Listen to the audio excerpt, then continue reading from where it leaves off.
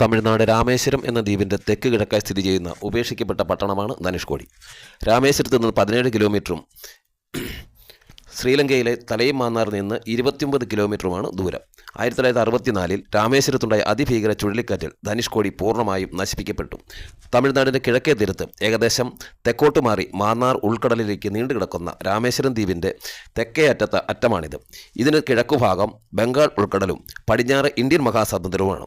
വൻകരയുമായി ഈ ദ്വീപിനെ ബന്ധിപ്പിക്കുന്നത് പാമ്പൻ പാലം. ബ്രിട്ടീഷ് ഭരണകാലത്ത് ഇന്ത്യയും ശ്രീലങ്കയും തമ്മിലുണ്ടായിരുന്ന കപ്പൽ ഗതാഗതത്തിലെ ചെറു തുറമുഖമായിരുന്നു ധനുഷ്കോടി. രാമേശ്വരവുമായുള്ള ബന്ധം മൂലം ധനുഷ്കോടിക്ക് തീർത്ഥാടന കേന്ദ്രവുമാണ്. രാമായണവുമായ ധനുഷ്കോടിക്ക് അഭേദ്യമായ ബന്ധം കാണുന്നു. സീതയെ വീണ്ടെടുക്കുന്നതിന് രാമനും കൂട്ടരും ലങ്കയിലേക്ക് പോകാൻ എത്തിച്ചേർന്നതും ധനുഷ്കോടിയിലാണ്.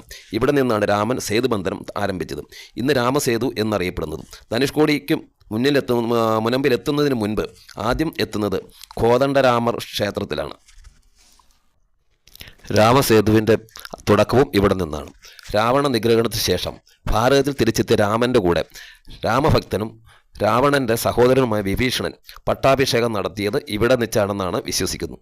വിഭീഷണൻ്റെ അഭിഷേകമാണ് ഈ ക്ഷേത്രത്തിലെ ഉത്സവമായി ആഘോഷിക്കുന്നത്. ജൂൺ ജൂലൈ മാസങ്ങളിലാണ് ഇവിടുത്തെ പ്രധാനപ്പെട്ട ഉത്സവം നടക്കുന്നത്.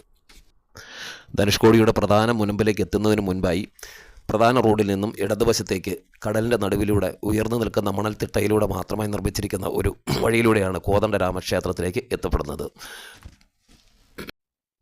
1964 ചുഴലിക്കാറ്റിൽ ധനുഷ്കോടി പൂർണ്ണമായും നശിപ്പിക്കപ്പെട്ടു പോയെങ്കിലും ഒരു പോറൽ പോലും ഏൽക്കാതെ നിന്ന പ്രദേശം ഈ കോദണ്ഡരാമ ക്ഷേത്രം നിൽക്കുന്ന പരിസരവും അതിന് ചുറ്റുവട്ടവും ആ ക്ഷേത്രവും ഇതിന് മാത്രമാണ്. ബാക്കിയെല്ലാം തന്നെ മനുഷ്യനിർമ്മിതമായി എല്ലാം തന്നെ ആ കരയിൽ നിന്നും തുടച്ചു നീക്കപ്പെട്ടു.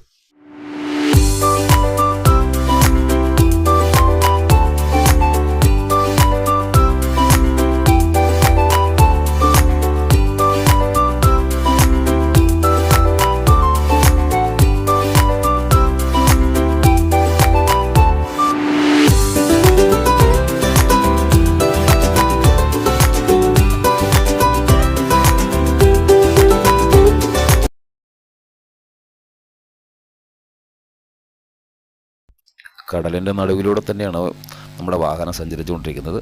പക്ഷേ വാഹനത്തിൻ്റെ ഒരു സൈഡിലായിരിക്കുന്നത് കൊണ്ട് നമുക്ക് ഷൂട്ട് ചെയ്യാൻ ഒരു വശത്തെ സാധിക്കുന്നുള്ളൂ. മറുവശത്തെല്ലാം സൈഡിലെ സീറ്റുകളിൽ ആളുകൾ തിങ്ങി നിറഞ്ഞിരിക്കുന്നു.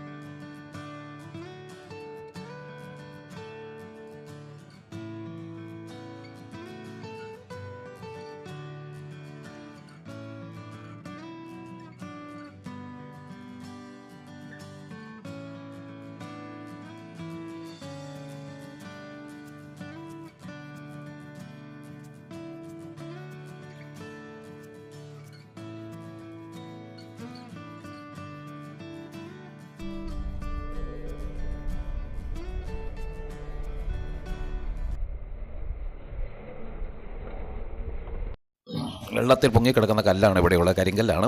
ഈ കല്ലുകൾ ഉപയോഗിച്ചാണ് രാമൻ പണ്ട് രാമസേതു നിർമ്മിച്ചതെന്ന് പറയപ്പെടുന്നു.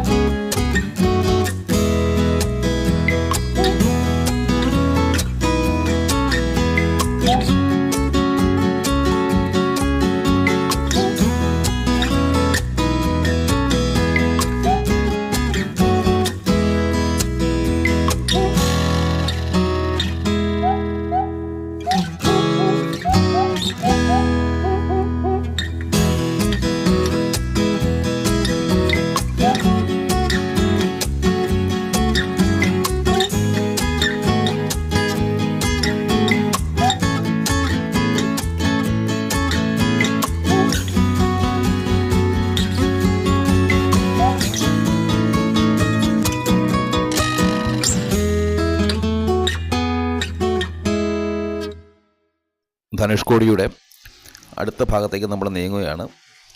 ധനുഷ്കോടിയുടെ അരിച്ചൽ മുനൈ എന്നാണ് ഇതിൻ്റെ പേര്. അവിടെ കൊണ്ട് ധനുഷ്കോടിയുടെ കരഭാഗമെല്ലാം തീരുകയാണ്. നമുക്ക് അങ്ങോട്ട് യാത്രയാകാം. 1964 മുൻപ് ധാരാളം ജനങ്ങൾ താമസിച്ചിരുന്ന ഒരു പ്രദേശമാണ് ധനുഷ്കോടി. 64 ഡിസംബർ 22 മുതൽ 25 വരെ വീശിയടിച്ച ശക്തമായ ചുഴലിക്കാറ്റിൽ സമുദ്രനിരപ്പിൽ നിന്നും അധികം ഉയരത്തിലല്ലാത്ത വലിയ മണൽത്തിട്ട പോലെ കിടന്നിരുന്ന ധനുഷ്കോടി പൂർണ്ണമായും തകർന്നടിഞ്ഞിരുന്നു. പള്ളികളും ക്ഷേത്രങ്ങളും സ്കൂളുകളും റെയിൽവേ സ്റ്റേഷനും ഹോട്ടലുകളും പോലീസ് സ്റ്റേഷനും അടക്കം വീടുകളും പൂർണ്ണമായും തകർന്നടിഞ്ഞു. എന്നാൽ 2004 സുനാമി ധനുഷ്കോടിയെ ബാധിച്ചില്ല. തിരമാലകൾ ശക്തമായി ഉയർന്നു വന്നെങ്കിലും പിന്നിലേക്ക് പോവുകയാണ് ഉണ്ടായത്. പ്രധാന കരയെയും മണ്ഡപത്തെയും ധനുഷ്കോടിയെയും ബന്ധിപ്പിച്ചുകൊണ്ട് ഒരു മീറ്റർ ഗേജ് റെയിൽപാത നിലനിന്നിരുന്നു. 64 ചുഴലിക്കൊടുങ്കാറ്റിൽ പാമ്പനെയും ധനുഷ്കോടിയെയും ബന്ധിപ്പിച്ചിരുന്ന മീറ്റർ ഗേജ് പാത തകരുന്നതുവരെ ചെന്നൈ എഗ്മോർ മുതൽ ധനുഷ്കോടി വരെയുള്ള ട്രെയിനും അതിന് അനുബന്ധമായി ശ്രീലങ്കയിലേക്ക് ബോട്ട് സർവീസും മെയിൽ സർവീസും നിലനിന്നിരുന്നു. ഇർവിൻ, ഗോഷൻ എന്നീ 2 ചെറു ബോട്ടുകളാണ് അന്ന് ശ്രീലങ്കയിലേക്ക് സർവീസ് നടത്തിയിരുന്നത്.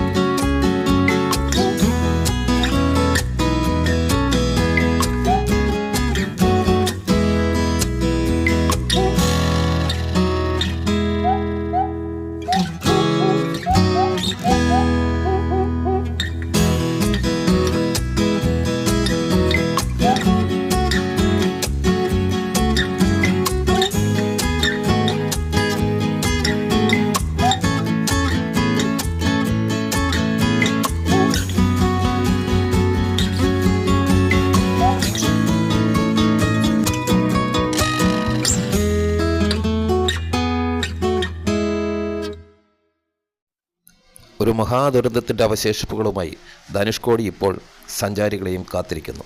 ഒപ്പം ഇവിടെ ജീവിച്ചിരുന്ന അനേകരുടെ ആത്മാക്കളും. അപ്പോൾ ഓക്കെ സുഹൃത്തുക്കളെയും, അടുത്ത വീഡിയോയുമായി കാണുന്നതുവരെ എല്ലാവർക്കും ഒരിക്കൽ കൂടി പുതുവത്സര ആശംസകൾ. എല്ലാവരും സപ്പോർട്ട് ചെയ്യണേ.